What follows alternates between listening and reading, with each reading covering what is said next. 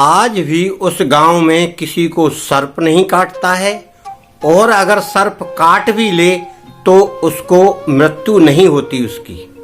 आज भी लोग वहां सर्पों से निडर रहते हैं। और ये बात है द्वापर की।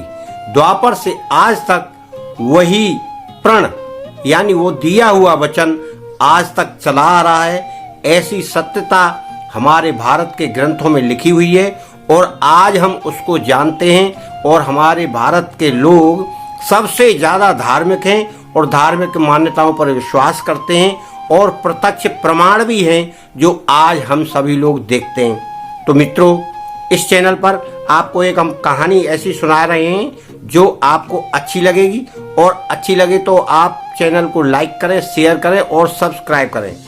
तो मित्रों, आपको कहानी सुनाते हैं कि पांडवों के 5 भाइयों में से एक अर्जुन का एक पुत्र था अभिमन्यु।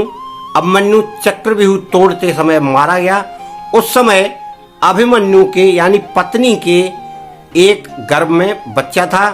उस बच्चे का नाम था परीक्षित, राजा परीक्षित। तो परीक्षित नाम से वो बच्चा पैदा हुआ, लालन पालन हुआ और बड़ा हुआ। और परीक्षित के एक पुत्र हुआ था, वो था जन्मेजय। वहां तक इनकी परंपरा राज की चली आ रही थी। तो वैसे तो परीक्षित जब था उसी समय से कलयुग का आगमन हो चुका था, द्वापर खत्म हो चुका था। परीक्षित राजा के समय ही कलयुग का प्रवेश हुआ है। और कलयुग में जो आज की ये क्रियाएं चल रही सब कलयुग में चल रही हैं। तभी से राजा जन्मेजय, कलयुग आ चुका था राजा जन्मेजय के समय।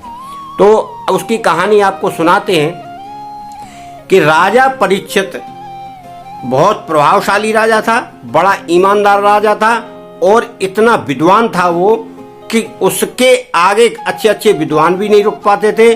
और वीरता में भी बड़ा ही वीर व्यक्ति था वो। तो राजा परीक्षित ने उस समय जब कलयुग का प्रवेश काल था, उस समय कलयुग को रोका था, मगर कलयुग रुका नहीं। कलयुग रुका नहीं, उसको राजा को चालों में फंसा के उसके सिर पर सवार हो गया, यानी सोने में सवार हुआ और सोने का मुकुट राजा पहने था। तो इस कारण से उस राजा के द्वारा कुछ पाप करवाया गया, यानी एक मुनि जी के गले में सर्प डाला गया और उस सर्प के कारण ही राजा को श्राप मिला। मुनि के लड़के ने उस राजा परीक्षित को श्राप दिया कि जाओ, जो सर्प आपने इस गले में डाला है यही सर्प आपको 7वें दिन काटेगा। ऐसा सुनते ही मुनि बहुत घबरा गए। मुनि ने बोला कि आपने एक राजा को ऐसा श्राप क्यों दे दिया। राजा तो परवश होकर यह कार्य कर चुका था, परंतु अब क्या हो। तब उन्होंने राजा को जाकर बताया कि इस तरह का श्राप दे दिया है। अब ये श्राप तो कम होगा नहीं, परंतु इसका आप उपाय कर लीजिए। तब राजा परीक्षित ने कहा कि इसका उपाय क्या है। तब मुनि जी ने कहा कि यदि कोई व्यक्ति 7 दिन में सप्ताह यानी भागवत सुना सके, सप्ताह उसको बोलते हैं भागवत पुराण को, तो भागवत की कथा अगर 7 दिन में पूरी कर दे तो वो व्यक्ति अमर हो जाता है। तब उस समय व्यास जी द्वारा वह कथा उनको सुनाई गई। और सुनाने के बाद क्या है कि उन्होंने ये कहा था व्यास जी ने कि इस कथा में कोई भी चीज झूठ नहीं है। अगर आप इसको झूठ समझोगे तो आप जीवित नहीं रहोगे, अमर नहीं हो पाओगे, यानी इसके कोप से नहीं बच पाओगे। तब उसने राजा ने कहा कि ठीक है महाराज। परंतु जब वो भागवत कथा पूरी हो चुकी थी तब उन्होंने कहा कि अब मैं आपको अपने कुल की कथा सुनाता हूँ, आप अपने कुल की कथा सुनिए। तो राजा को कथा सुनाई गई, यानी उनका कुल कौन था पांडवों का कुल। पांडवों के कुल की कथा राजा को सुनाई गई। तो राजा ने हाँ हाँ करते करते बीच में एक प्रसंग ऐसा आया जब उन्होंने नाक सिकोड़ ली। तो कौन सा प्रसंग था वो। व्यास जी ने कहा कि हे राजन, आपके पुरखे यानी आपके बुजुर्ग ऐसे ऐसे महाबली थे कि जिन्होंने महाभारत में हाथियों को पकड़ पकड़ के आसमान में फेंक दिया और वो हाथी आज तक आसमान में मंडरा रहे हैं। तब वो राजा को शंका हो गई, क्योंकि कलयुग तो आ ही चुका था। तो उस समय जब शंका हुई तो उन्होंने नाक सिकोड़ ली, बोला ये सब गप है, झूठ है। ऐसा करते हुए व्यास जी ने कहा कि राजन, आपने ये बहुत बड़ा घोर अन्याय कर दिया। आपने नाक सिकोड़ी, आपने शंका व्यक्त की। अब पहले तो मैं आपको हाथी का वो कंकाल दिखाता हूं जो ऊपर आसमान में है। तब व्यास जी ने योग शक्ति से सांस खींचकर उस हाथी के पिंजर यानी उनके ढांचे को जमीन पर गिरा के दिखाया, बोला ये वही हाथी है, देखो। जब वो हाथी देखा उसने तो राजा के होश उड़ गए। उन्होंने कहा इतनी शक्ति योग में, और उसके बाद मेरे पिता, मेरे दादा, ताऊ ऐसे ऐसे महारथी थे जिन्होंने हाथियों को फेंक दिया। उस प्रकार से अब राजा नाक में से कच्चा रह गया। तो व्यास जी ने कहा कि अब आपकी मृत्यु होगी तो नाक में कुछ लगने से या काटने से होगी। अब वो सर्प आपको काटेगा तो नाक में काटेगा। अब उसके बाद कथा पूरी हो गई। अब उन्होंने कहा गंगा स्नान करने चलना है।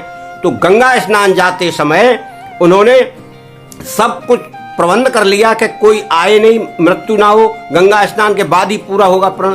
तो गंगा स्नान करने गए तो गंगा जी में जैसे उतरे तो वहां एक पुष्प आया बढ़िया सुंदर। उन्होंने, राजा ने कहा क्या अच्छा सुंदर है। तो वो फूल लेकर राजा ने अपनी नाक से सूंघा और उसी फूल के अंदर वही सर्प एक छोटा कीड़ा बन के बैठा था और उसमें से निकलकर उसको नाक में काटा। इस प्रकार राजा परीक्षित की मृत्यु हुई। राजा परीक्षित की मृत्यु के बाद उनके पुत्र राजा जन्मेजय को बहुत क्रोध आया, और क्रोध आने के बाद राजा जन्मेजय ने एक सर्प यज्ञ करवाया। उन्होंने कहा अब मैं इस जमीन से, इस धरती से सर्प जाति को नष्ट कर दूंगा। तो राजा ने सर्प यज्ञ करवाया। वो सर्प, जितने भी सर्प थे, सब मंत्रों की शक्ति से आकर हवन कुंड में जल जल कर मर रहे थे, जल जल कर मरते जा रहे थे और सारे सर्पों को उसमें नाश करके उसमें हवन कर दिया था। बोला एक भी नहीं छोड़ूंगा।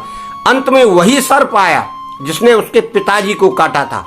तब उसने वहां गलती मानकर क्षमा याचना की कि राजन ऐसा मत करिए कि पृथ्वी पर सर्प जाति ही खत्म हो जाए और कोई इसका नाम लेने वाला भी ना हो। तो बोला क्या करूं, ये तो मेरे पिताजी को इन्होंने डसा और मुझे इनको मारना है। बोला आप एक काम करिए कि आप इनका जहर निकाल दीजिए। तो उन्होंने पूंछ से पकड़कर और ऐसे जहर सूंट के मुंह से निकाला। तो सांप के अंदर आगे और पीछे ही जहर रहता है, बीच में जहर नहीं रहता है। ऐसा करते करते उन्होंने काफी सर्प छोड़ दिए। फिर उन्होंने, उस सर्प ने एक वचन दिया कि राजन अब इस गांव में कोई भी सर्प काटेगा नहीं, और अगर किसी को कोई काट भी लेगा तो वो व्यक्ति यहाँ मरेगा नहीं। वो गांव द्वापर से लेकर आज तक, उस समय पहले कुछ वैसा रहा होगा जंगल टाइप का, मगर आज भी वो गांव वहां जीवित है। गोवर्धन के पास ताखे नाम से गांव प्रसिद्ध है, और उस ताखे गांव में नागों का कोई भी असर नहीं होता और ना वहां कोई काटता है। अगर कोई भी नाग वहां काटता है तो कोई व्यक्ति वहां मरता नहीं है। ये सत्य है, और ये सत्य वचन द्वापर से आज तक वैसे के वैसे ही चल रहा है। इसमें कोई भी झूठ नहीं है। मित्रों, ये कहानी आपको अच्छी लगी हो तो चैनल को सब्सक्राइब करें, लाइक करें और कमेंट भी करें। मित्रों, धन्यवाद।